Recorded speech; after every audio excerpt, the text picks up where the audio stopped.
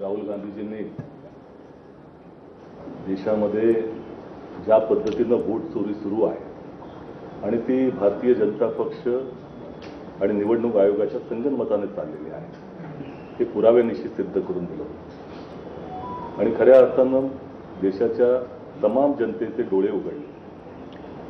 संविधानानं प्रत्येकाला मताचा अधिकार दिलेला आहे आणि हा लोकशाहीसाठी मूलभूत आधार आहे आणि तो अधिकार जर तुमच्या हातून काढून घेण्याचा प्रयत्न चालला असेल तर त्याचा विरोध हा देशपातळीवर झाला पाहिजे. आणि हे जे अंजन त्यांच्या या एकंदर उचललेल्या पावलानंतर जनतेच्या डोळ्यात त्याचबरोबर तमाम विरोधी पक्षाच्या डोळ्यात जे आलेलं आहे आणि त्याच्या अनुरूप संपूर्ण देशपातळीवरती याचा विरोध होतोय आणि महाराष्ट्रातील तमाम विरोधी पक्ष एकत्र येऊन आपण सगळेजण पाहतात की ज्या पद्धतीनं केंद्रीय निवडणूक आयोगाचे इथे मुख्य अधिकारी त्यांच्याकडे आणि स्थानिक स्वराज्य संस्था ज्यांच्या अधिकारामध्ये निवडणुका घेतल्या जातात ते राज्य निवडणूक आयोगाचे वाघमारेजी यांच्याकडे आम्ही शिष्टमंडळ घेऊन गेलो होतो. परंतु एकंदर विरोधी पक्षाच्या मतांना या राज्य निवडणूक आयोगानं आणि निवडणूक आयोगाचे मुख्य अधिकारी असतील केंद्रीय निवडणूक आयोगानं फार काही किंमत दिलेली दिसत नाही. राहुल गांधीजींनी स्वतः सांगितलं होतं त्यावेळेला की लोकसभा आणि विधानसभा या निवडणुकीच्या कालावधीमध्ये जवळपास महाराष्ट्रामध्ये 41 लाख मतदार वाढले आणि पुढे अजूनही त्या ठिकाणी प्रकाशात आलं की 16 ऑक्टोबर ते 19 ऑक्टोबर या कालावधीमध्ये 4 दिवसामध्ये महाराष्ट्रामध्ये 6,55,709 मतदार वाढले. हे अभूतपूर्व वाढ आणि त्याचबरोबर इतर अनेक ज्या काही आक्षेप आहेत त्यातले काही आक्षेप पत्रकार परिषदेमध्ये इथे सगळ्या विरोधी पक्ष नेत्यांच्या वतीनं मांडले गेले. जयंत पाटील साहेबांनी काही मांडले आणि त्याला जे आज उत्तर दिलेलं आहे ते अतिशय संतापजनक आहे. निवडणूक आयोगानं हात झटकलेले आहेत. खऱ्या अर्थानं ही जी यादी आहे तीच आक्षेपार्ह आहे, त्याच्यामध्ये घोळ आहे. ही जी विधानसभा निवडणूक झाली ती घोळयुक्त यादीबरोबर झाली आणि त्याच्यानंतर आता 9 महिने वाढवले गेलेले आहेत. 1 जुलै 2025 पर्यंतची यादी ही निर्धारित करण्यात आली आणि त्याच्यामध्ये प्रचंड मोठ्या प्रमाणामध्ये घोळ आहे, चुका आहेत आणि त्या चुकांचं निराकरण करण्याकरता संधी ही विरोधी पक्षाला दिली जात नाही. अद्यापही आम्हाला ती यादी त्या ठिकाणी प्राप्त झालेली नाही, हातात दिसलेली नाही. त्यामुळे ही लोकशाही प्रक्रियेमध्ये ज्या पद्धतीने आदर्श प्रक्रिया राबवली गेली पाहिजे ती राबवली जात नाही आणि संपूर्णपणे हे लोकशाही प्रक्रियेला घातक आहे. त्यामुळे हा विरोध त्याचा करण्याकरता आम्ही सगळेजण एकत्र आलेलो आहोत आणि त्याचा मोर्चा हा 1 नोव्हेंबरला जाहीर करण्यात आलेला आहे.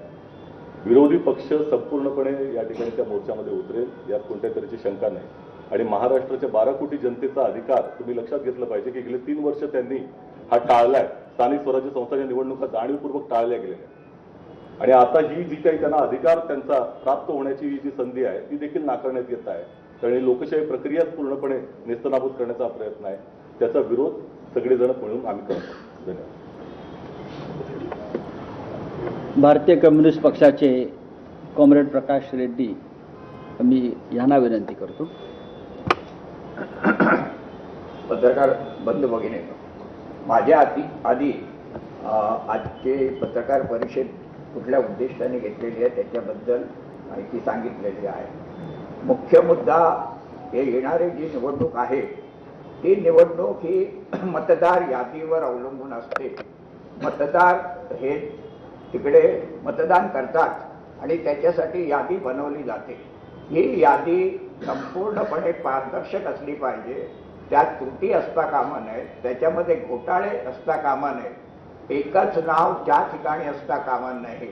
एकच जर ही जागा असेल तर त्याच्यामध्ये 100, 2000, 500 असे मतदार नोंदवले जर असतील तर त्याच्यात ते दाखवलं गेलं, त्याच्यात सुधारणा केली पाहिजे. अशा अनेक गोष्टी म्हणजे दोनदा भेट घेऊन पक्षीय जे हे आमचं शिष्टमंडळ आहे त्यांनी दोनदा भेट घेऊन निवडणूक आयोगाला, महाराष्ट्र निवडणूक आयोगाला आणि जे हे अधिकारी आहेत त्यांना सविस्तरपणे सांगितलेलं आहे.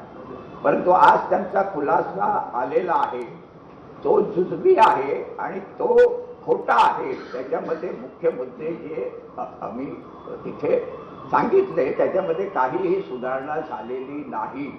आणि त्यामुळे एक ती जी निवडणूक आहे ती योग्य प्रकारे घ्यायची असेल तर त्याच्यामध्ये सुधारणा झाल्या पाहिजेत ही आमची ठाम भूमिका आहे. आणि त्याच्यासाठी पुढचा जो कार्यक्रम आहे तो या ठिकाणी आम्ही सगळ्यांनी मिळून ठरवलेला आहे. आणि याच्यामध्ये आपण जर पाहिलं की हा फक्त महाराष्ट्राचा मुद्दा होत नाही. भाजप यांनी जे सरकार आहे, केंद्राचं सरकार आणि महाराष्ट्राचं सरकार, त्यांनी निवडणुकांची जिंकण्यासाठी मोडस ऑपरेंडी केलेली आहे.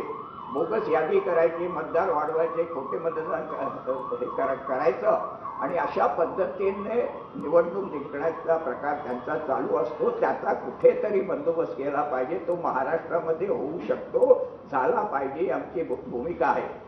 त्याच्यानंतर मतदार यादीचा मुद्दा हा प्राथमिक मुद्दा आहे. पण दुसरे अनेक मुद्दे आहेत ते नंतर आपल्याला घ्यावे लागतील. म्हणजे जे प्रभाग आहेत त्या प्रभागमध्ये ते व्हीव्हीपॅट स्लिप आपल्याला मिळायची, पण ती स्लिप इन आम्ही देणार नाही अशी त्यांनी भूमिका घेतलेली आहे. अशा पद्धतीने आणि आपल्याला माहिती आहे मतदान होत असताना आता पूर्वी 600-700 होते, आता 1200 मतदान केंद्रावर असतात. तर त्याच्यामध्ये एकच मशीन ठेवायची आणि संथपणे मतदान घडवून आणायचं आणि शेवटच्या 1 तास राहिला असेल तर मग मतदान तिकडे रांगा लागतात आणि खोटं मतदान घडवून आणायचं. असे अनेक पद्धतीने निवडणूक जिंकण्याचे प्रकार निवडणूक आयोग हे त्यांचं बाहुलं आहे आणि ते संबंधची ही यंत्रणा आहे त्याच्यातर्फे केलं जातं. त्याला आम्ही दुरुस्ती करा अशी भूमिका घेतलेली आहे. त्यांचं जे काही स्पष्टीकरण आहे ते कोणालाच पटलेलं नाही आणि त्यामुळे हे जी तीव्र भावना आहे मतदारांची आणि शेवटी राजकीय पक्ष निवडणुका लढवतात ती तीव्र भावना दाखवण्यासाठी सर्व जे पक्ष याच्यामध्ये ज्याच्यात आमचा भारतीय कम्युनिस्ट पक्ष सहभागी आहे 1 नोव्हेंबरला मोर्चा हा डिक्लेअर केलेला आहे. त्याची संपूर्ण नंतर माहिती अधिक माहिती आपल्याला देण्यात येईल. पण या मोर्चामध्ये भारतीय कम्युनिस्ट पक्ष संपूर्णपणे सहभागी असेल इतकंच मी या ठिकाणी सांगतो आणि थांबतो.